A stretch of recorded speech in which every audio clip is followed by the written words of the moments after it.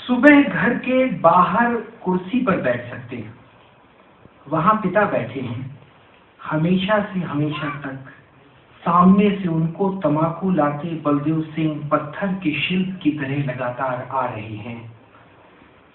बरामदे के छोर पर रखी मरणासन कुर्सी पर बैठ सकते हैं। वहां बाबा बैठे हैं। नहीं के बराबर उनको खाना लाती माँ रास्ते में ही देह छोड़कर तीर्थ करने जा चुकी है। हर श्रृंगार के फूलों से अटे आंगन में सो सकते। पिता सुबह उन्हें देखकर मुझे उन सफेद फूलों को चुनने की कहकर नहाने चले गए हैं। चौकी के कोने में जहां मिट्टी के फर्श पर दो चूने की दीवारें मिलकर अपने को गिरने से बचा रही हैं, लेट सकते। वहां वह लेटी है जो वहां से उठकर थोड़ी देर मेरे साथ खेलकर वापस वहीं सोने चली गई है। ये दूसरी कविता है, वापसी।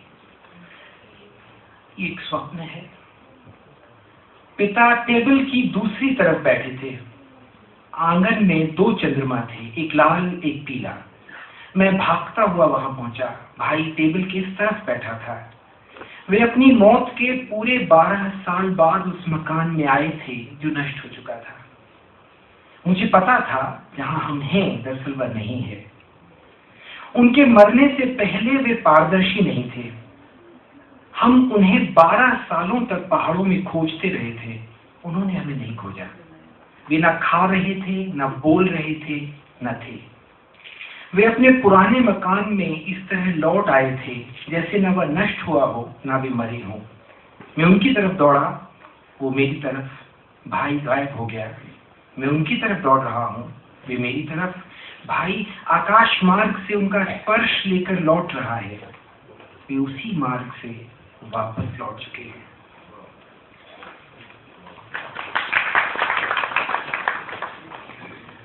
बाबा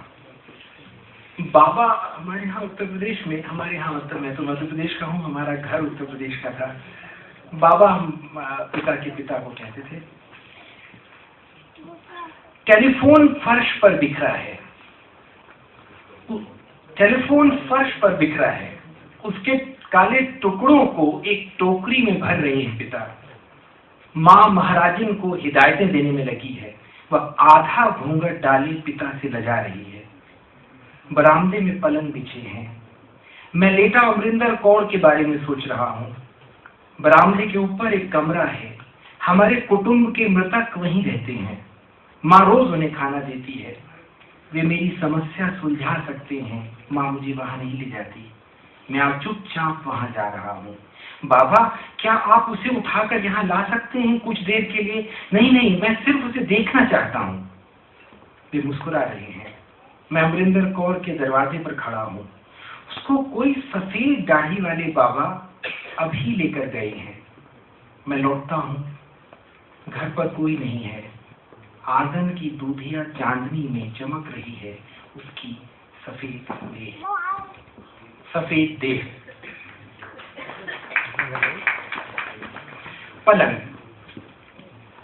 मैं पलंग के कोने पर बैठा था। आज मुझे मालूम है वे 1 हफ्ते बाद मरने वाले थे। वे तब जानते थे। वे जंगली रास्तों से स्कूल से लौट रहे हैं। उनके हाथ से खून बह रहा है। उनके पिता उन्हें देख रोने लगते हैं अंधेरी रात में। उन्होंने यह जाने कैसे देख लिया है।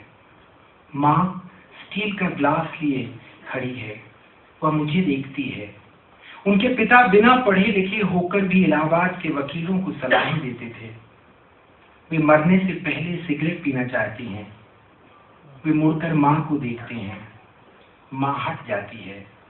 पीछे खिड़की है, वहां मौत नहीं है। वह भोपाल स्टेशन पर सिगरेट फूंकती उनकी प्रतीक्षा कर रही है। कुआं। हरी पेटी में माँ के पैसे एक कागज के नीचे तह किए छिपे हैं। हरी पेटी में माँ के पैसे एक कागज के नीचे तह किए छिपे हैं। पिता काली अलमारी के सामने खड़े हैं। भाई देर रात कुएं में झांक रहा है। वह मटके के पास वह गिलास ढूंढता है जो उसे कभी नहीं मिलता। पिता खेत में लाल टमाटर देखकर खुश होते हैं। उनके पीछे घिसटता चलता है एक माली। मालिन खेत के कोने में बच्चे को काली मिट्टी पर सुला रही है। नींद में चलती माँ कुएं के पास पहुंचती है। वे एक दूसरे को पहचान नहीं पाते। कुएं में मुंह अंधेरे प्रेत पानी भरते हैं। नानी बुड़बुड़ाती है। कुएं में मुंह अंधेरे प्रेत पानी भरते हैं। नानी बुड़बुड़ाती है, मुझे कभी गिलास नहीं मिलता। वह गला दबाकर चीखता है। माँ जहां की तहां खड़ी रह जाती है।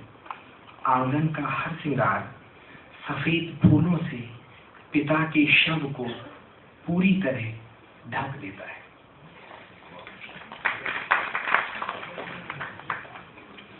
रात, इसमें तीजा की रात का जिक्र है। तीजा, हमारी माँ तीजा को उपवास करती थी, तीज का। उसमें रात भर दिन भर निर्जल उपवास होता है, उसके बाद फिर रात में कुछ भजन पूजन।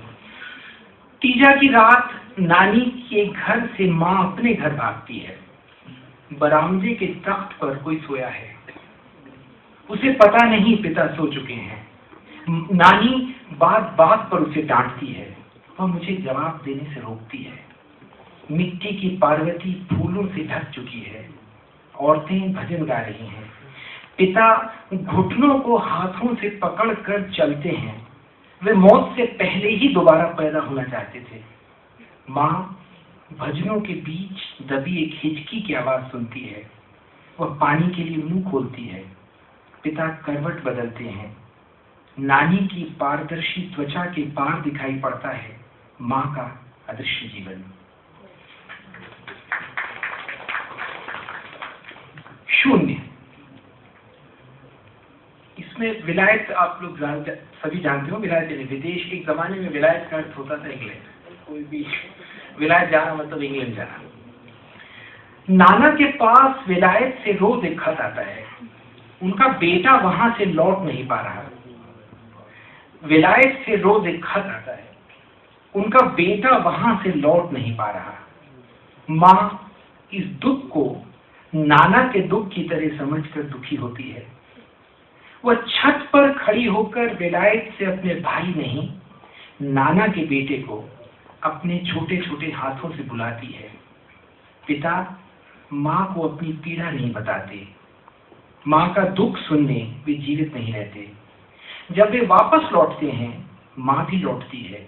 उनकी पीड़ा माँ के दुख के साथ स्वर्ग का द्वार टटोलती है। नानी के शव पर फूल चढ़ाता है नाना का शव। पिता के शव को दूर खड़ा देखता है माँ का शव। भाषा डमरू की तरह बजती है, शून्य शून्य शून्य शून्य।